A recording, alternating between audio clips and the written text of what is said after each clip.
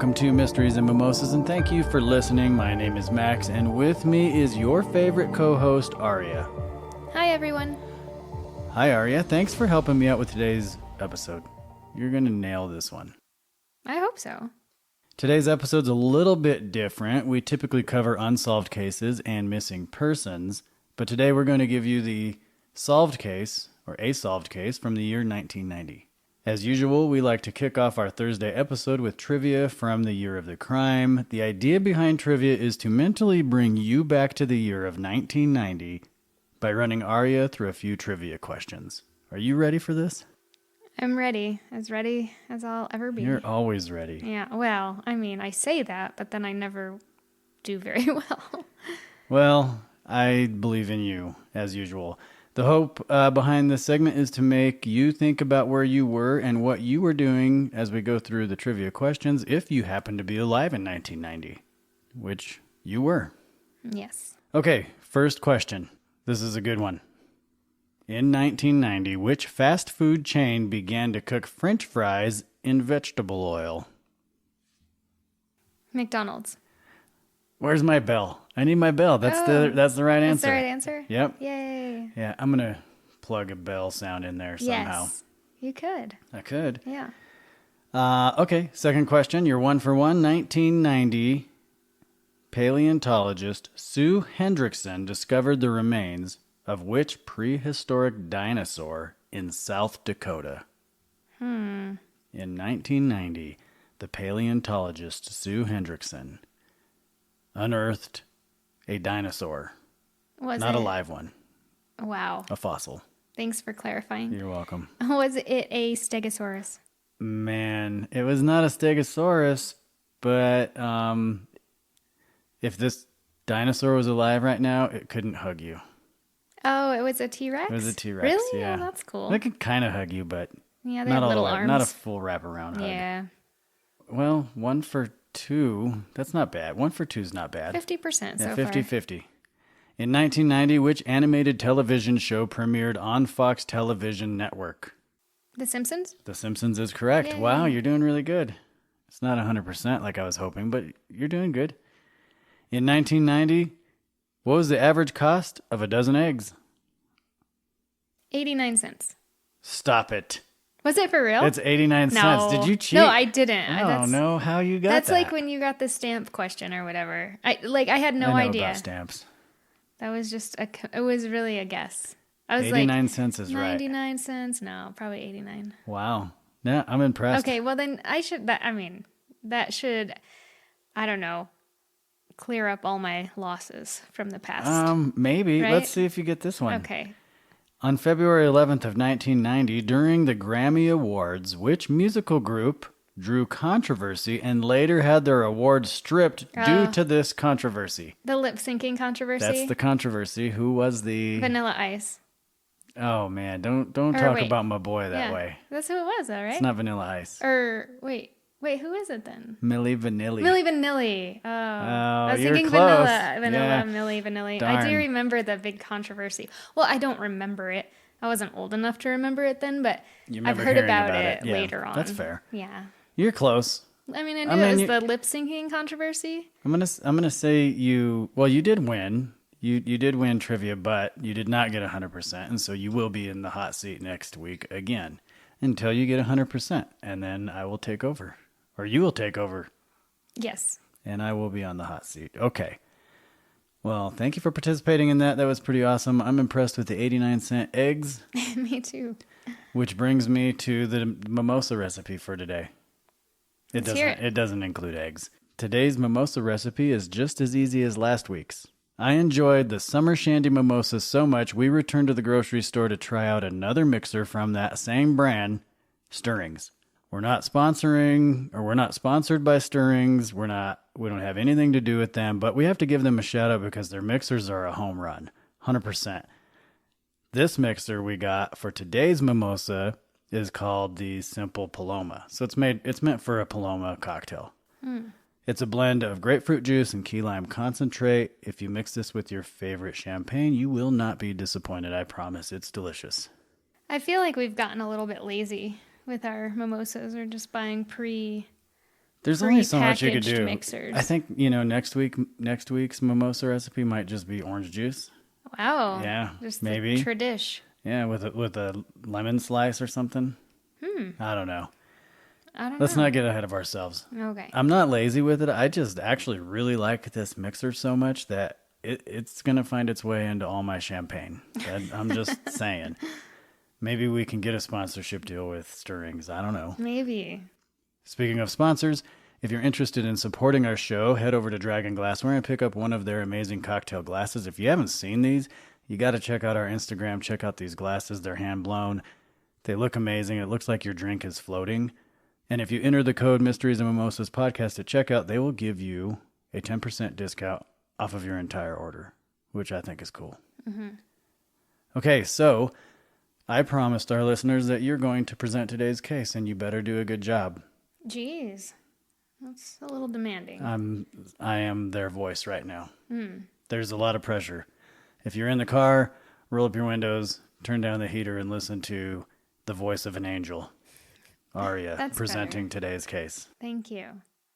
So today's case is about a lady by the name of Marlene Warren. On May 26, 1990, Marlene Warren was at her Wellington, Florida home with her son Joe and a few of Joe's friends when she received a knock at her door. When Marlene answered her door, she was face to face with someone dressed in a clown costume. The clown was standing in her doorway with a painted face, wearing a striped clown costume, an orange wig, and a red clown nose. The clown handed Marlene some balloons and a basket of red and white carnation flowers before pointing a .357 revolver at Marlene. The clown pulled the trigger, shooting Marlene in the face. That's terrible. Yeah. I mean, first of all, that's creepy. Right? I don't like clowns. You know this. A lot of people don't like clowns. They're creepy, right? I mean, if you like clowns, I apologize if that's offensive, but I find them creepy. And I don't even know if I would answer the door if there was a clown standing outside. You know what's funny is when I was a kid, we used to watch, or I used to, not we. I used to watch Bozo the Clown. Yes. And he always had Loved that the show. birthday shout-outs across the bottom. And I just had this unrealistic expectation on my birthday that he would tell me happy birthday, even though I know that nobody called it in. Right. I just kind of thought, oh, maybe they know it's my birthday. I just remember that as a kid. That's actually so cute. Is it cute? It's cute. So innocent. Not to get off topic, but I mean, they're creepy. For a clown to just be standing at your door, I don't think I would answer it. No. Well, I don't know. I don't know if I would answer it or not. I mean, now we have Ring doorbell cameras, so we'd be able to see. And if there's a creepy clown and I wasn't expecting him, I mean, why would I be expecting a clown? I don't think anyone would expect a clown. This is kind of strange. Okay. When Joe heard the gunshot, he ran to the front door to see what happened, only to find his mom lying in the doorway to his house in a pool of blood. As Joe looked out the front door, he saw the clown calmly walking away. The clown turned and looked at Joe before getting into a white convertible Chrysler LeBaron. Okay, that's even creepier. Yeah. Didn't even try to run away. No, yeah. Wasn't like they ran across the yard. Like they walked, and not only walked, but turned and looked. Yeah, that's super creepy. Really creepy. Huh. Yeah. Okay. So as the clown sped away, Joe gave chase, but was unable to catch up to the clown. So we didn't mention this, but Joe was actually at his mom's recovering from he had a broken leg. He had just been in a car crash recently. So he's trying his best to run out, get into a car, and then chase this clown down, with his broken leg. And Unfortunately, he wasn't able to catch up to the clown or the car. Well, good for Joe. Yeah. For trying. Yeah. So while Joe was gone trying to catch the clown, his friends called 911, and a neighbor who happened to be a doctor heard the gunshot and went over and rendered aid in an attempt to save Marlene's life. I love Good Samaritans. Me too. When Joe returned home, paramedics were already on scene, doing everything they could to save Marlene before transporting her to a nearby hospital. Marlene was in critical condition and survived for 2 days before she was taken off of life support. That's so sad. It is. You hear of sometimes people surviving gunshot wounds to the face or to the head or something, and Not to turn this into a morbid conversation, but I've actually responded to suicides where people have attempted to shoot themselves and then they just permanently disfigure themselves because they don't do it right. Not every gunshot wound to the face or the head is going to end in death. Yeah. And so I'm sure, Joe was very hopeful that was the case for his mom. For sure. Because how horrible, right? He's there hanging out with his mom. She goes to answer the door. I believe he quoted her last words as saying something like, "Oh, how pretty," when she saw the flowers. And then he heard a gunshot. I mean, that is traumatic. That is traumatic. And he traumatic. runs out. His mom is laying in a puddle of blood. And then a creepy clown is walking slowly across the yard looking at him. Like, that poor guy. That's terrible. Yeah, that probably has a very significant effect on his mental health throughout his whole life. I'm sure he's had nightmares about this, and it has to be just so surreal. Like, this couldn't have just happened. Yeah. This is like what you see in the movies. Exactly. You would never, I don't think in your wildest imagination, imagine that is going to be something that happens in the doorway of your home. In your city or your neighborhood, right. Much less your own home. Exactly. So when police questioned Joe, the only description Joe was able to give police was the color of the clown's eyes. Joe remembered the clown had dark brown eyes and told police he watched the clown, again, calmly walk away. Of course, he's not going to be able to really give a description, right? It's someone in a clown costume with a painted face and a wig, so you're kind of limited on what you're able to tell. I mean, maybe like weight and height and then eye color. I mean, maybe. Maybe skin color if their hands are visible. Yeah, probably not even weight. I mean, you see those clown costumes, right. They're very loosely fitting, but maybe a height. I mean, and then who knows what kind of shoe wear. Yeah, exactly. It's the description's going to be super limited. And I just try to put myself in the responding police officer or detective's shoes. Could you imagine going to a homicide or a shooting and the only description you have is a clown? Right. I mean, it's almost like unbelievable. Yeah, exactly. So to give a little backstory, in 1972, Marlene married her husband, Mike Warren. At the time of their marriage, Marlene's son, Joe, was only 3 years old. Because of his young age, Mike was the only dad Joe ever knew growing up. Mike and Marlene were very successful business owners. They owned several rental properties together, racehorses, an airplane, and an auto dealership by the name of Bargain Motors. Sometime in the 1980s, Mike and Marlene built a new home in a neighborhood called the Aero Club. The Aero Club is an upscale gated community with fancy homes and a private runway in the middle of the neighborhood. The car dealership Marlene and Mike owned, Bargain Motors, was the type of car dealership that would offer financing to people who had less than favorable credit. So, as you can imagine, Mike would often repossess cars when his customers were unable to make their payments. So in order to repossess the cars, Mike hired a woman by the name of Sheila Keene and her husband, who apparently were very good at repossessing cars. As time went on, people became suspicious of Mike and Sheila, suspecting they were having an affair. In fact, even Marlene thought Mike was being unfaithful. Apparently she had told her parents in the weeks prior to her murder that she was suspicious of Mike and was looking to leave him. Oh, wow. Mm-hmm. At one point, Marlene told Joe that if anything ever happened to her, Mike did it. So obviously police turned their attention to Mike, but at the time of the shooting, Mike had an airtight alibi. Mike was in a car with a bunch of friends when Joe called him to tell him his mom had been shot. Okay, so they ruled him out as the clown pretty quickly. Yes. So immediately after Marlene was gunned down in the doorway of her home, police began interviewing witnesses in an attempt to find any sort of clue to lead them to identify Marlene's killer. They started looking into local businesses to find out if anyone purchased a clown costume. Because Marlene's killer left the balloons and flowers behind at the crime scene, police were actually able to track the purchase of the balloons and flowers to a local grocery store. It was there that police were able to interview a store clerk who sold the balloons and flowers, but unfortunately the only description the clerk was able to provide was that of a woman with long brown hair who happened to match the description of Sheila Keene.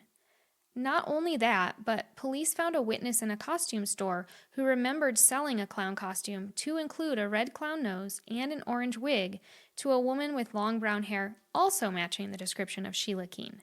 The witness also reported the woman made the clown costume purchase with cash just days before the shooting. Okay, so that's weird. So now police are looking into a woman. Yes. And they're zeroing in on Sheila Keene. Exactly.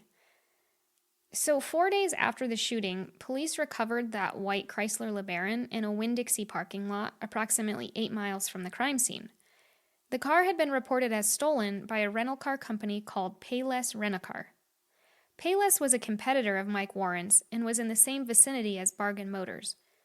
The interesting thing about the car is the couple who had rented it called who they thought was the Payless rental company to see where they could leave the car as they needed to turn it in earlier than anticipated. The individual they spoke with told them to go ahead and leave it parked on the street outside the gate at Payless Rent-A-Car with the keys up in the visor. The couple was uncomfortable leaving the car like this, but did as they were instructed. The next day, the car was reported stolen, as it had not been returned to the rental company.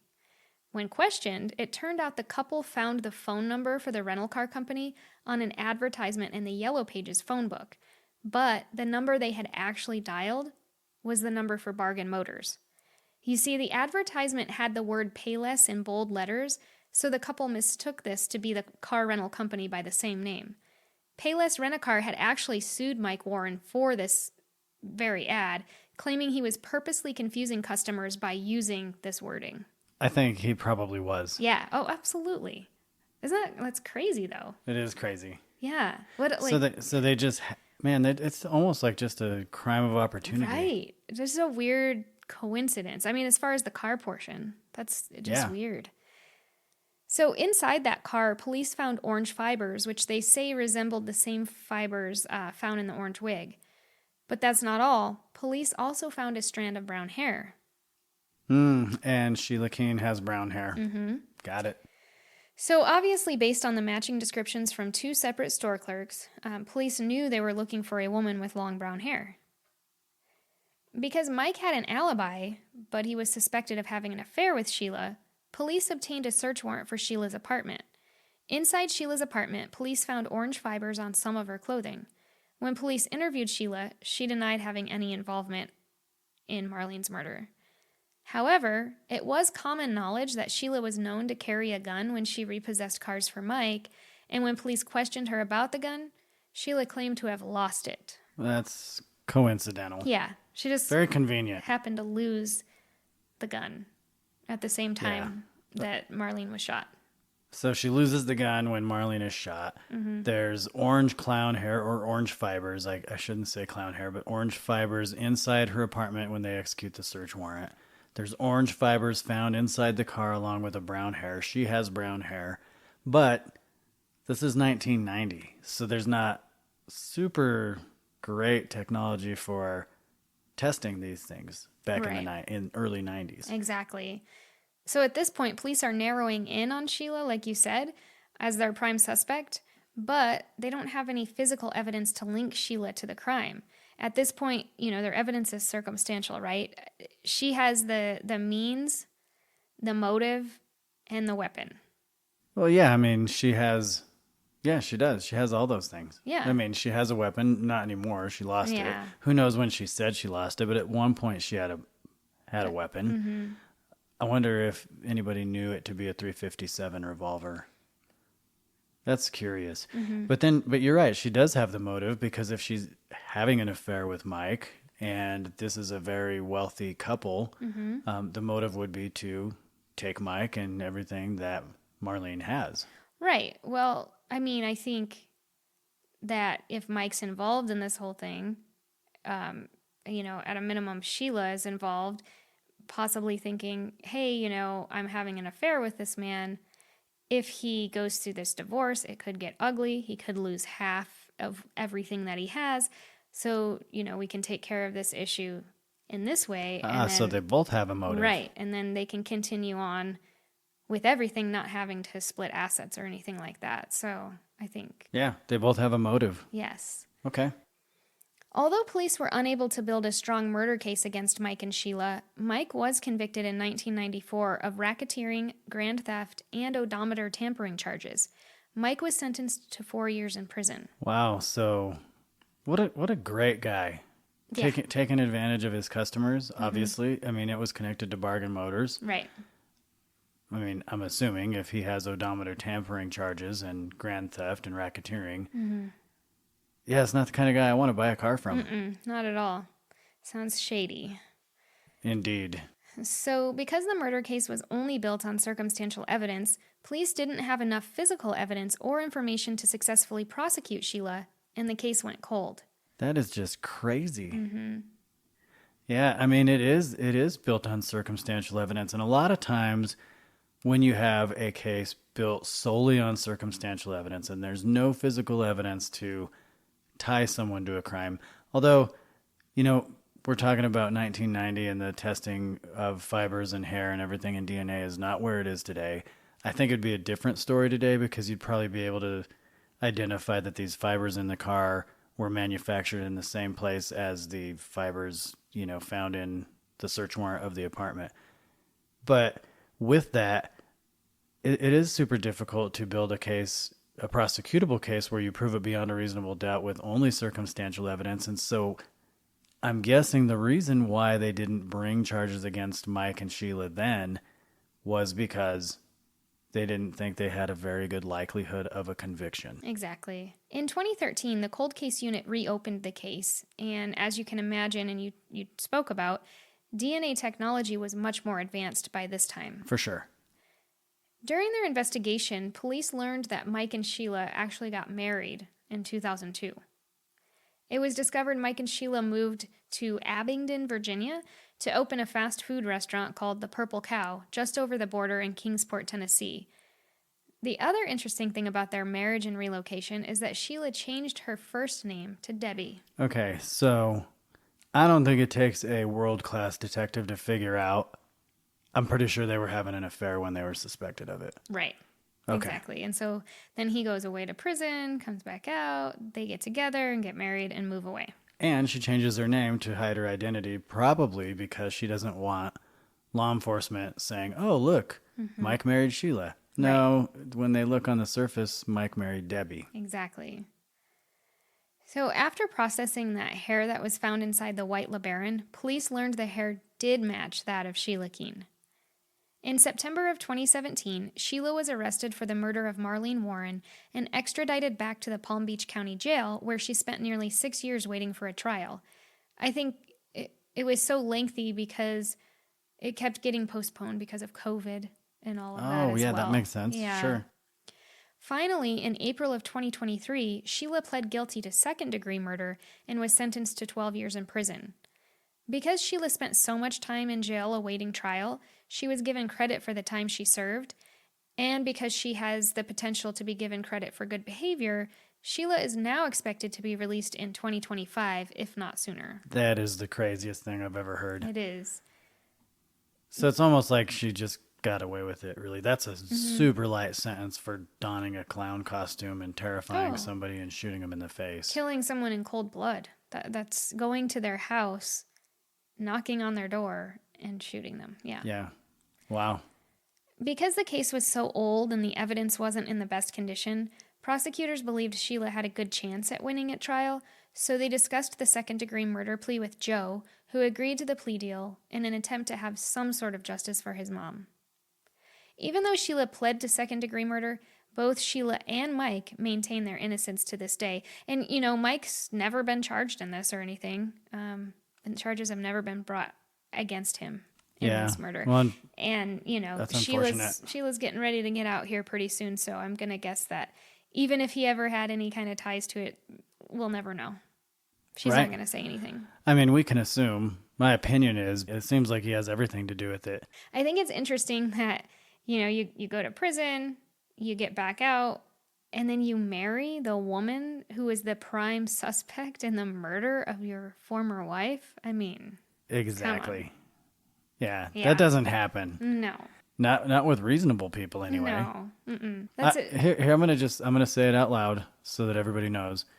If anything tragic ever happens to you and there's a suspect that's a woman, I promise you I will not marry that woman. Thank you. Yeah, I appreciate that. Okay. Yeah, I mean that seems like a normal thing that would happen, but and you could take this to the bank. If I do, it's my fault. Okay. Yeah. All right. And I just want it to be known that if that happens and you marry a man that kills me, that it's your fault. Okay. Got it. I don't know about, Sheila and Mike. I mean, or Debbie and Mike, or whatever you want to call her. Yeah. I'm going to say it's their fault. Anyway, that's just a super interesting case to me. And so I had heard about this case years before they had arrested Sheila. And so, kind of following it through the years. And then, she was just recently convicted last year, I believe was was April of 23. So it's been very recent. It's been a long time coming. Mm-hmm. Yeah. You figure, how long is that? 33 years?